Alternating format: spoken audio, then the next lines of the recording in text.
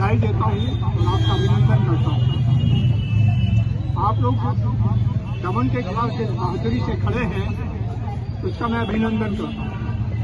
PUCL एक नागरिक अधिकार के लिए संघर्ष करने वाला संगठन है।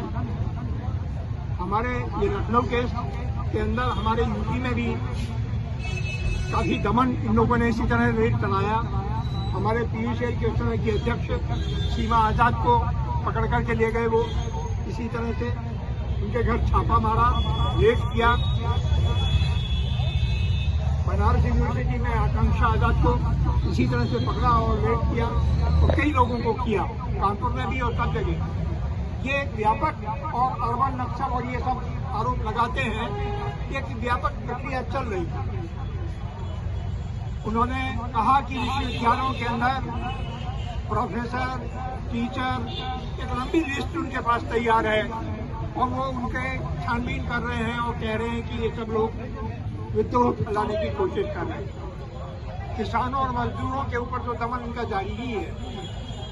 ये है क्या? लगातार उत्तरोत्तर इतनी दमनकारी क्यों हो रही है?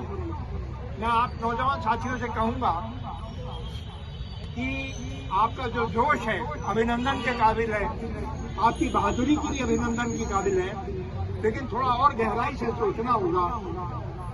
ये व्यवस्था इतनी आसान नहीं है। इसको उखाड़ फेंकने के लिए इंकलाब आप जिंदाबाद कहते हैं, इंकलाब करने के लिए कुछ गहराई से सोचना और काम करना होगा। परेशानी उनसे नहीं है जो हमारे ऊपर दमन कर रहे हैं, परेशानी है जो रास्ता भटकाते हैं। इस देश की जनता, इस देश का नौजवान, इस देश का किसान, इस देश का मजदूर लगातार संघर्षशील है। उसने संघर्ष की अदम्य ताकत है और बार बार संघर्ष किया है और दमनकारी सत्ताओं को उखाड़ फेंका है, उनको पराजित किया है। लेकिन हर बार एक धोखा हुआ, हर बार हमें छला गया। हमने इस बात को देखा जेपी मूवमेंट के अंदर लोगों ने, नौजवानों ने अपना सारा कैरियर को लात मार करके कितना जबरदस्त संघर्ष किया और इनका तानाशाही को उखाड़ फेंका, उस डिक्टेटरशिप को उखाड़ फेंका। फिर क्या हुआ?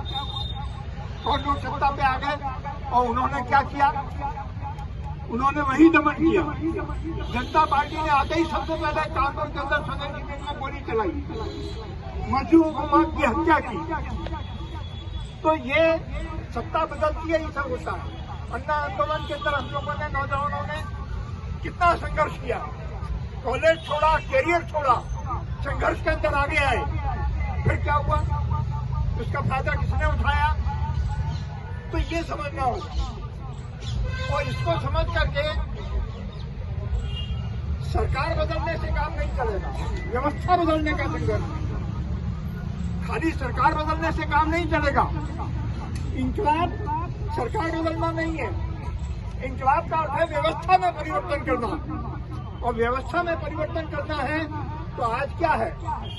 संविधान बचाओ, लोकतंत्र बचाओ।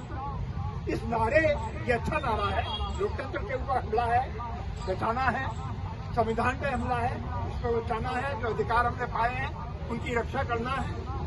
लेकिन गहराई से सोचना है कि ये पूरा दमन हो रहा है संविधान के दायरे में ही तो हो रहा है।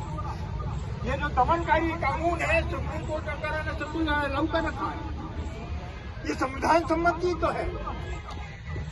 तो इस व्यवस्था को बदलने के लिए और गहराई से सोचना होगा। ये जो शासक वर्ग है ये बहुत चालाक है। ये न केवल सत्ता उसके नियंत्रण में है, विपक्ष भी वो तैयार करता है।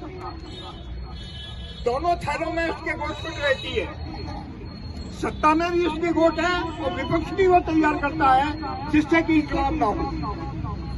इंकलाब से हटाने के लिए विपक्ष भी वही चलता है।